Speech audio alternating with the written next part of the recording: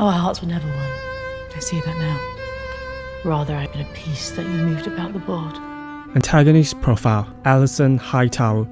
Before I start, I want to make things clear. There's no good or evil in the world of Game of Thrones. Sure, there are some characters that have high moral, but I just want to ensure you, Alicent Hightower is not the evil villain. She's just the opposing side of our main protagonist in House of the Dragon, Rhaenyra Targaryen. And even she is not much better. I'll use the show to explain my point instead of the book, but I will bring up if I need to. So, who is Alicent Hightower? She's the daughter of Otto Hightower, who is also the hand of the king. Alicent is the childhood friend of our princess Rhaenyra, and later became the second wife and queen of King Viserys. After King Viserys died, her supporter, the Green, put her in a situation where she crowned her elder son Aegon as the new king. With his last breath, he impressed upon the Queen his final wish that his son, Aegon, should succeed him as Lord of the Seven Kingdoms.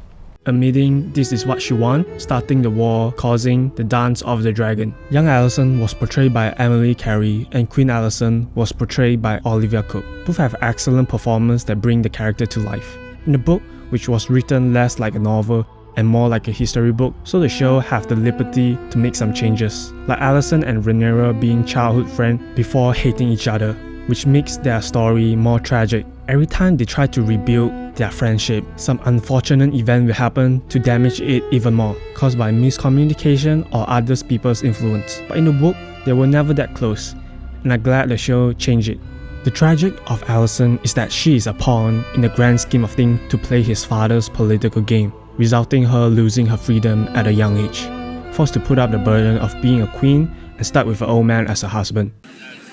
How romantic it must be to get imprisoned in a castle and made to squeeze out to heirs. Since she was young, she was repressed, religious, ignored, exploited, and emotionally abused, molding her into a person that is fiercely loyal to her family, even doing things she doesn't like. No one in her life treated her well. Her father used her as a tool to strengthen their house status.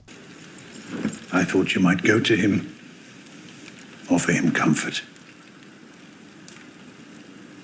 In his chambers. Her best friend neglected her feeling, her husband used her as a vessel to have sons, her children never listened to her advice. All the outsiders see is the glory of being a queen, but no one understands how miserable she is being one. As we saw it from the show, we saw a promising girl from the royal family with optimism transforming into a bitter and a calculative queen with a jealousy towards Princess Rhaenyra, all caused by people around him.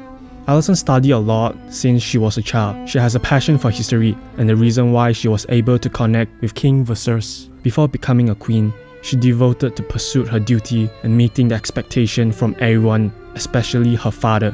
Before all the drama happened, she used to be unconditionally loyal to Princess Rhaenyra Targaryen. Having lost her mother at a young age, Alicent understands what King Viserys and Rhaenyra's going through after Queen Aemma's death, and this helped her in knowing how to advise and give emotional support to both of them, even though it was part of her father's plan. After the queen died, Viserys and Rhaenyra have a bit of problem with their relationship. It was Alicent that helped rebuild their relationship. But when Viserys announced Alicent as the new queen, Rhaenyra felt betrayed and ending up neglecting her feelings, slowly souring their friendship. The last straw that broke the camel's back is in episode 3. During the time, Queen Alicent already have a second child. During Daemon's return, he and Rhaenyra went into the street at night time, and Otto reported to King Viserys about the information of them in a brothel. Alicent overheard it and confronted Rhaenyra about the rumor. Rhaenyra firmly denied the story, but Alicent still kind of doubted.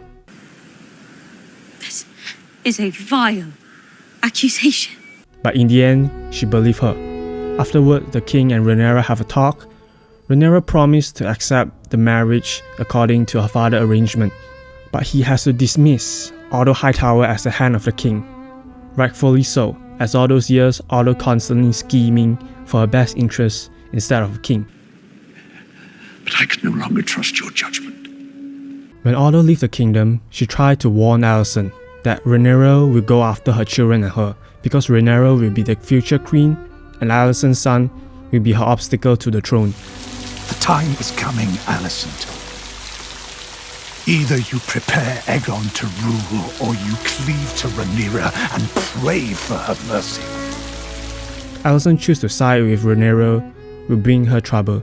Alaris report to Alicent about a birth control tea sent to Rhaenyra's room. Alicent was furious that her friend lied to her, leading to their relationship to further estrangement. In episode 5, King Viserys and Rhaenyra went to prepare their wedding. Upon returning to King's Landing, Kristen was summoned by the Queen. Alicent, who questioned about her rumor, heard that Rhaenyra had been involved with a bit of moral issues with Daemon, but Kristen just revealed that it was he that had sex with Rhaenyra. Kristen confessed his sin, only asking for a merciful death. Alicent, however, thanked him for her honesty and dismissed him. At the opening feast of what is planned to be a 7-day prelude to the wedding ceremony, Alicent comes in late wearing a green dress, contrasting the Targaryen tradition, red and black. Alicent is also the one that stopped Kristen from suicide after he killed Joffrey on the feast and recruited her as a royal guard. At this point, Rhaenyra and Alicent have completely become enemies. During their adult year, Alicent has always expressed dissatisfaction to King Viserys about Rhaenyra's children being bastards. She kept complaining to King Viserys, but he turned a blind eye, causing Alicent to be very frustrated. On one hand, she truly feels like Rhaenyra's action is an insult to the Targaryen family. On the other hand, after all she did, she's still the rightful heir, even though Aegon is King Viserys' first son and he will always be in danger.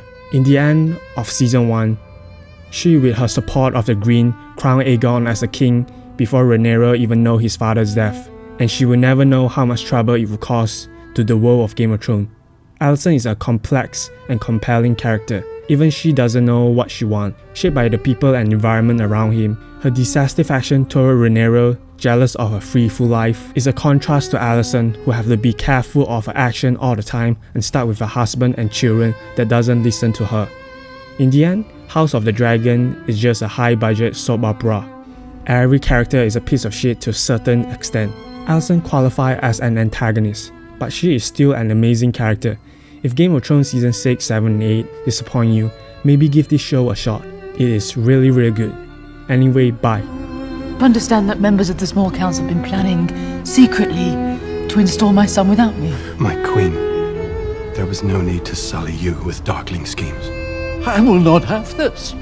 To hear that you have plotted to replace the king's chosen heir with an impostor. His firstborn son is hardly an impostor. Hundreds of lords and landed knights swore fealty to the That was princess. some 20 years ago. Most of them are now dead. You heard the Lord Hand, plot or no. The king changed his mind.